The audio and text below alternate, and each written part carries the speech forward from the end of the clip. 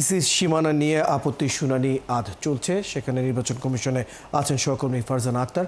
আমরা সরাসরি তার সাথে যুক্ত হচ্ছি।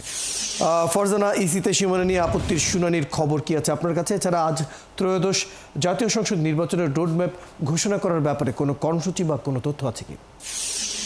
সীমানা পুনর্নির্ধারণের বিষয় দিয়ে যদি শুরু করি, সেটি হচ্ছে সীমানা পুনর্নির্ধারণের যে আবেদনগুলো করেছিল সেগুলো আজ থেকে শুনানি শুরু হয়েছে। এই শুনানি চলবে 4 দিন পর্যন্ত, অর্থাৎ বুধবার পর্যন্ত। এবং সবশেষ খবর যেটি আমরা দেখেছি সেটি হচ্ছে এখানে এই শুনানি পুনর্নির্ধারণের বিষয়ে যখন শুনানি চলছিল তখন ব্রাহ্মণবাড়িয়া 2 এবং 3 আসনের যারা আবেদন প্রার্থী ছিলেন তাদের মধ্যে কিন্তু এক ধরনের হাতাহাতি হট্টগোলের মতো একটি বিষয় হয়েছিল। এবং আমরা দেখেছি আইনশৃঙ্খলা রক্ষাকারী বাহিনী এসে সেটি সেই পরিস্থিতি এখন বলা যায় যে কিছুটা স্বাভাবিক আছে। এবং এই শুনানি বেলা 12টার সময় শুরু হয়েছে এবং এটি চলবে বিকাল পর্যন্ত। এবং এই শুনানিতে সভাপতিত্ব করছেন প্রধান নির্বাচন কমিশনার, সেই সাথে আছেন নির্বাচন কমিশনের সিনিয়র সচিব এবং যে নির্বাচন কমিশনের কর্মকর্তারা তারা আছেন। দিনব্যাপী এই শুনানি চলছে এবং আজ রোববার যেই অঞ্চলগুলো শুনানি সেগুলো হচ্ছে কুমিল্লা, নোয়াখালী, ব্রাহ্মণবাড়িয়া, ফেনী সহ এই অঞ্চলগুলো শুনানি। এবং আগামীকাল বরিশাল অঞ্চলের শুনানি হবে। এবং আমরা কিন্তু দেখেছি যে 83টি আসনে 1700-র বেশি আবেদন করেছিল।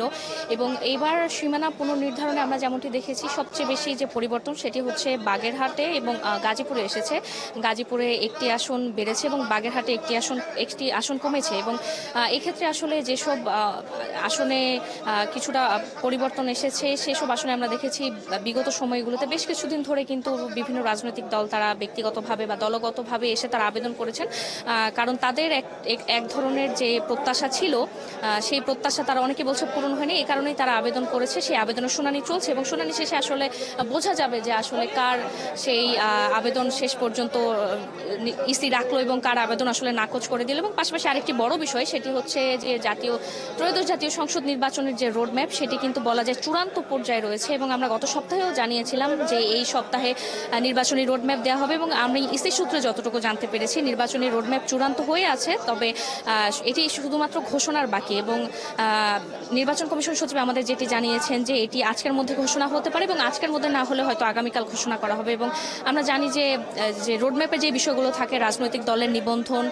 ভোটার তালিকা হালনাগাদ সহ যে বিষয়গুলো থাকে, অর্থাৎ নির্বাচনের কর্ম পরিকল্পনা, সেসব বিষয় নিয়ে কিন্তু ইসি কাজ করছিল। এবং 2008 সালের পর থেকে এই রোডম্যাপের যে রীতি সেটি শুরু হয়েছিল এবং সেই রীতি অনুযায়ী নির্বাচন কমিশন রোডম্যাপ ঘোষণা করবে। এবং রোডম্যাপে যে বিষয়টি আছে সেটি হচ্ছে নির্বাচন কমিশন অক্টোবরের মধ্যে সব ধরনের কাজ শেষ করে ফেলতে চায় সেখানে আছে। এবং সেপ্টেম্বরের শেষ দিক থেকে রাজনৈতিক দলগুলোর সাথেও নির্বাচন কমিশন সংলাপে বসবে, এমন একটি খবরও কিন্তু আমরা ইসি সূত্রে জানতে পেরেছি। তো রয়্যাল যখন রোডম্যাপ ঘোষণা করা হবে তখন আমরা বিস্তারিত জানাতে পারবো। এবং ধন্যবাদ ফারজানা আক্তার, আপনি খবর রাখতে থাকুন। প্রয়োজন আপনার সাথে আবারও যুক্ত হবো। দর্শক, নির্বাচন কমিশন থেকে আমাদের সাথে সহকর্মী ফারজানা আক্তার যুক্ত ছিলেন, তার কাছ থেকে নানা তথ্য আমরা জানছিলাম।